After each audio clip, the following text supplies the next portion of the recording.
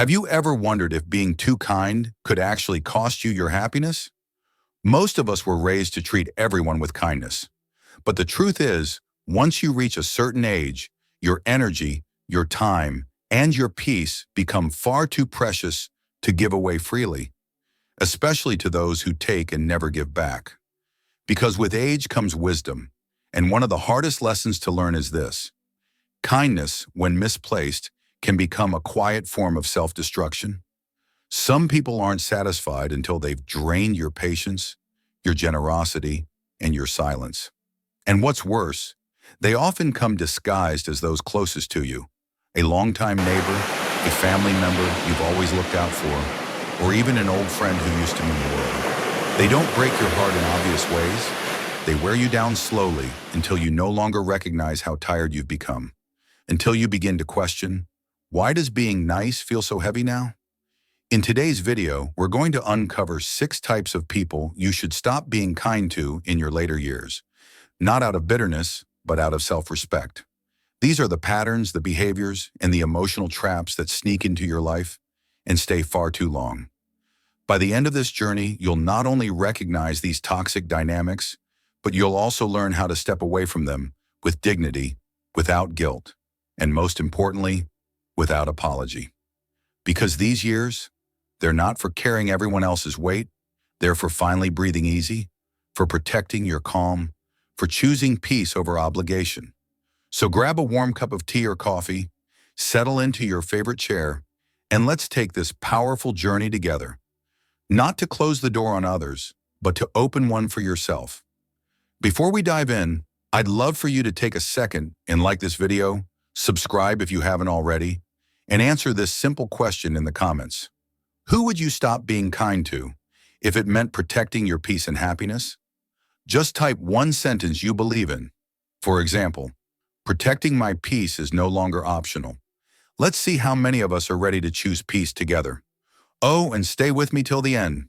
There's one type of person I save for last because they don't hurt you loudly, but they wear you down quietly, and you might not even realize how deeply they've been affecting you.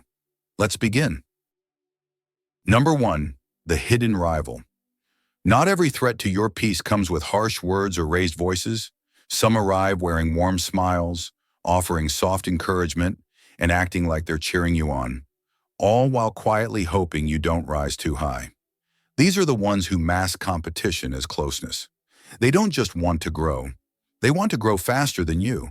And deep down, they're not just watching your steps, they're measuring them.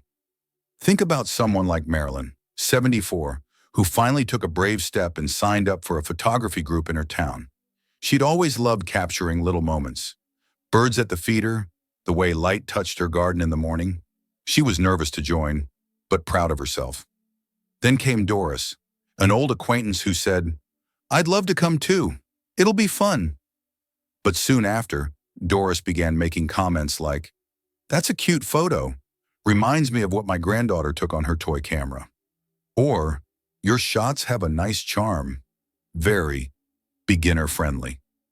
At first, Marilyn brushed it off, but over time, those little comments chipped away at her confidence. She found herself second-guessing her work, holding back from sharing photos she once felt proud of. That's the danger with hidden rivals. They don't confront, they compare. They don't cut with a knife, they press gently with subtle jabs until your spirit starts to bruise. They always seem to have done it better. Their story is just a bit more exciting. Their compliment from a mutual friend is somehow grander. And when you're around them, you don't feel encouraged.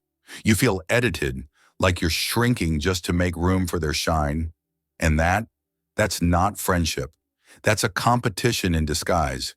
At this age, you've been through too much to keep playing games of comparison. You've endured loss, built resilience, and learned lessons the hard way. You don't need to prove your worth.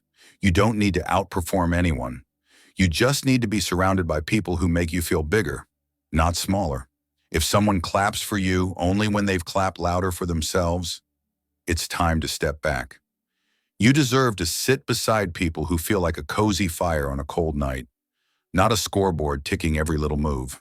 True friends cheer for you without keeping score. They don't measure, they mirror back your courage and growth. And in the later chapters of life, That kind of support isn't a luxury, it's a lifeline. If this part of the message hit home, take a second and comment, "No more rivals, only real friends." And if you haven't already, go ahead and subscribe so we can keep creating content that uplifts, inspires, and helps you protect what matters most. Let's keep going. Number 2, the guilt weaver. There's a unique kind of heaviness that settles in your chest when you're around someone who knows exactly how to turn a simple no into a personal betrayal. They don't raise their voice. They don't argue. They just tilt their head, sigh just right, and say things that sound innocent on the surface, but leave you questioning your own goodness. Did I do enough? Am I being selfish? Have I let them down? This is the quiet power of a guilt tripper. And the older you get, the more dangerous this dynamic becomes, because it's not just your time they drain, it's your emotional oxygen. Think of someone like Edna, 78, who tries her best to stay connected to her grown family. She's not as strong as she once was, but she still sends birthday cards, calls to check in, and offers to help when she can. But her son only reaches out when he needs something: a babysitter, money for a bill, help with errands. And the one time she says, "I'm sorry, I can't this week," the reply isn't understanding. It's, "Wow, I just thought I could count on you." Guess not. Edna isn't trying to hurt anyone. She's just tired. Her body aches. Her mind needs rest. But guilt doesn't respect that. It whispers through the night like a draft under the door, reminding her of every time she said yes and punishing her for the one time she didn't. The hardest part about guilt trippers is that they use your best traits against you: your kindness, your compassion, your deep sense of responsibility. They make boundaries feel like betrayal. They twist self-care into selfishness. And before you even realize it, you're explaining every decision, apologizing for every choice, and bending over backwards just to avoid that awful silence they use as punishment. But here's the truth. You don't owe anyone your inner peace. You don't have to justify your boundaries. You don't have to sacrifice your well-being just to hold on to someone else's fleeting approval. If someone only loves you when you're giving beyond your limit, that isn't love. It's control dressed up as closeness. You are not a patch for someone else's emotional holes. You are not a retirement plan for their needs. Your heart isn't a welcome mat for guilt to wipe its feet on. The next time someone makes you feel bad for putting yourself first, let that be your signal. Not to bend, not to explain, but to lovingly, firmly step back. Because peace isn't something you earn. It's something you protect, like your breath, like your time, like your worth. Number 3, the subtle saboteur. Not everyone who harms your peace does so loudly. Some do it with a grin, a joke, a half-hearted shrug. They don't confront. They don't criticize outright. They simply drip their disapproval in soft sarcasm and unfinished sentences. Just enough to make you question yourself, but never enough to hold them accountable. These are the passive-aggressive manipulators. And the older you get, the more dangerous they become. Not because they shout, but because their quiet jabs slip in unnoticed. Until one day, you realize your confidence has worn thin and your spirit feels drained. Picture someone like Walter, 82, who's lived in the same cul-de-sac for over 40 years. His neighbor Larry is always polite, smiles, nods, waves. But when Walter mentions that his back's been aching and he might need a little help lifting a planter, Larry smirks and says, "Oh, come on, Walt. You're not that old. Yet." Or, "I'd help, but I've got tennis tomorrow. Can't afford to pull anything." He doesn't say no directly. He cloaks it in charm. But underneath it all, the message is clear. Your needs are inconvenient, and I don't really care. Walter walks away wondering if he's being too sensitive. Maybe it was just a joke. Maybe he's asking too much. That's how they get in. Passive-aggressive people rewrite the rules of decency. They ignore texts, cancel without warning, say things that sting, then deny they ever meant it that way. And when you bring it up, suddenly you're the one being dramatic. So you stop speaking up. You tiptoe around them. You silence yourself to keep a peace that's only ever been one-sided. But here's the thing. Peace that requires silence is not peace. It's performance. And you weren't born to perform for people who refuse to be honest with you. At this stage in life, your emotional space should be sacred. You've earned the right to set down the weight of manipulation, no matter how nicely it's packaged. You don't owe a reply to every snide remark. You don't have to stay in conversations that twist your words. You don't have to teach grown people how to treat you. You just step back, make space, and reclaim the quiet they kept cluttering with their emotional noise. Because let's be honest, a smile without sincerity is just a costume. And you've lived too long to keep entertaining people who wear masks. Let the final chapters of your life be written with clarity, surrounded by people who speak plainly, care deeply, and show up honestly. Anything else? It's just static, and you deserve better. Number 4, the constant nitpicker. There's a certain kind of tired that doesn't come from the body, it comes from the soul. It shows up after too many conversations with someone who never misses a chance to point out what's wrong with you. Your outfit, your choices, your memories, your way of living. They don't raise their voice. They don't insult outright. But their comments sting, not because they're loud, but because they never seem to stop. They drop them like raindrops, one at a time, until you're soaked in self-doubt. Take someone like Ernest, 81. Every Saturday, he brings homemade muffins and fresh flowers to visit his younger sister. He waters her plants, checks the mailbox, asks about her health, but without fail, she greets him with something like, "That shirt's a bit bright for your age, isn't it?" Or, "Still driving that old car? I thought you'd be smarter by now." At first, Ernest laughed it off. Family can be blunt, right? But with every visit, the joy faded. He stopped looking forward to knocking on that door. He started wondering if his choices were really that wrong, if he was really too much. That's what chronic criticism does. It doesn't break you all at once. It slowly wears away at your sense of self, disguising cruelty as care. These people say they're just helping you improve, just being honest. But honesty without compassion is just meanness dressed in logic. And over time, something inside you goes quiet. You stop sharing your ideas. You hesitate before expressing joy. You edit yourself in advance, hoping to avoid the next backhanded comment. And the worst part? You begin to believe them. But here's the truth. You don't owe anyone an explanation for your preferences. You don't need to shrink to be palatable. You've earned the right now, to live in a way that feels like you, fully and unapologetically. If someone makes you feel small, uncertain, or broken every single time, it's not you, it's them, and they don't deserve front row access to your life anymore. Kindness doesn't mean making yourself a target for subtle abuse.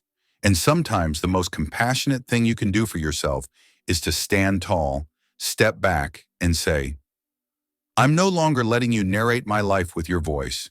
If this message resonated with you, comment below with the words, "I choose my voice." And if you haven't subscribed yet, go ahead and do that now, so you never miss a video that helps you protect your joy, your peace, and your power. Let's keep going. Number 5, the relentless taker. You know the kind. The ones who only show up when they need something. Never to laugh, never to listen, never just to ask how you're doing. They reach out with a purpose, and that purpose is always you doing something for them. A ride across town, a favor at the last minute, borrowing money, watching their pet, holding their mess while they walk away lighter. And the hardest part? They make it feel like your job, like you're supposed to say yes every single time. Take someone like Lorraine, 72, who's always been the family fixer. Someone needs help moving? Call Lorraine. Someone forgot their kid's school pickup? Lorraine won't mind, but one day she sat at her kitchen table on her birthday, and no one called. No card, no visit, not even a message. A week later, when she caught the flu, she lay in bed shivering. No one offered soup, a check-in, or even a feel better. And that's when it hit her. She wasn't seen as a person. She was a resource, a tool, a means to someone else's ease. And what's worse, we're conditioned to feel guilty for realizing it, especially when it's family. We tell ourselves, at least they need me, or it's not that big a deal, or next time they'll appreciate it. But let's be honest, if someone only comes around when you're useful, that's not connection, it's consumption. And in your later years, that kind of one-way relationship becomes dangerous because your energy is no longer infinite. Your time is more sacred, and your body, your heart, your peace, they need protection, not depletion. Giving to someone who only takes is like filling a cracked bucket. No matter how much you pour in, it'll always end in empty. You are allowed to say no without a backstory. You are allowed to stop stretching yourself for people who never stretch for you. You are allowed to protect your strength, not just your physical strength, but the strength it takes to smile, to get up, to live fully.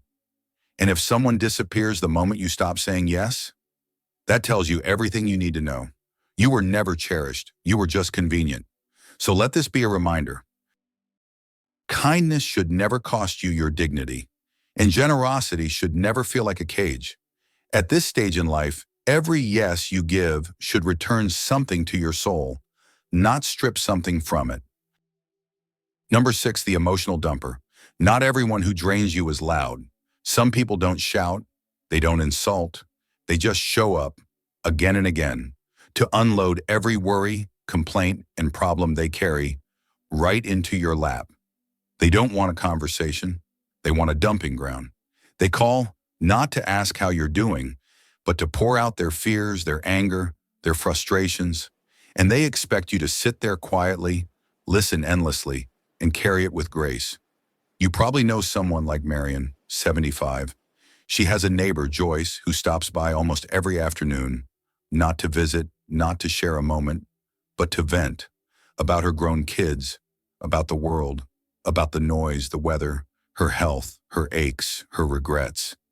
Every time Marion tries to shift the topic or talk about her own day, Joyce cuts in with, "You think that's bad?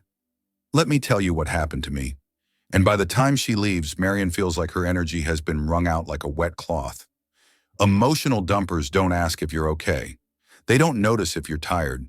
They just keep talking because somewhere along the line, they decided that your ears were their emotional garbage bin. And the problem is, many of us, especially in our later years, feel too polite to stop it. We tell ourselves, she needs someone, or he's going through a lot. But here's the truth. Being available doesn't mean being absorbent. You're not a sponge. You're not a therapist. You are a human being with your own limits. And when every interaction leaves you feeling drained, anxious, or weighed down, that's not kindness. That's self-neglect. The danger of emotional dumping is subtle. It doesn't happen all at once. But over time, it takes up space in your mind. It crowds your peace. And worst of all, it leaves no room for your own voice, your own feelings, your own needs. At this stage in life, you've earned more than just being someone's outlet. You deserve relationships that nourish you, not just ones that need you. If someone only comes around when they need to vent, but never to lift you up, it's okay to step back. It's okay to protect your mental space. And it's absolutely okay to say, not today. I'm taking care of myself. Because your heart isn't a landfill for unresolved pain. It's a garden, and you get to decide what gets planted there. Final thoughts. Now that we've walked through these 6 types of people, the ones who drain your light, silence your voice, and chip away at your peace, take a quiet moment to pause and reflect. Do any of these people live too close to your daily life? Are you still giving your time, your care, and your emotional energy to those who only show up to take, to criticize, to guilt, or to compete with you? The truth is, the older you get, the more sacred your peace becomes. You've spent a lifetime holding things together for others. You've swallowed your truth to keep the peace. You've forgiven people not because they deserved it, but because your heart was just that big. But these years, your years, they're not meant to be spent carrying everyone else's weight. They're meant for clarity, for healing, for creating space around you that feels safe, warm, and honest. You have every right, starting today, to protect who you are, who you've become, and who you're still becoming. Being kind doesn't mean being available for emotional exhaustion. It doesn't mean ignoring your own needs just to soothe someone else's chaos. It means learning how to say enough with grace. It means choosing boundaries with love. And if that means stepping away from someone you've known for decades, then so be it. Because sometimes the kindest thing you can do is walk away. So if today's message spoke to you, don't just listen and forget. Let it settle. Let it grow inside you. And if you feel ready, leave a comment below with the words, "I choose peace and happiness in old age." Let that be your quiet declaration to yourself and to the world. And if you haven't yet, please consider hitting that like button, subscribing, and turning on the bell so you never miss a video that helps you live lighter, stronger, and freer. If you'd like to support this channel and help us share these messages of hope and healing with more people, consider tapping the Super Thanks button. Your generosity helps us create more heartfelt content for this amazing community, and I'd love to hear from you. What kind of topic would you like us to explore next? Is there a type of relationship you're struggling with? A situation you'd like more clarity on? Drop it in the comments. This channel is here to serve you. In our next video, we'll be talking about something that quietly steals your emotional energy without you even realizing it, and how to gently reclaim it one small step at a time. Trust me, you won't want to miss it.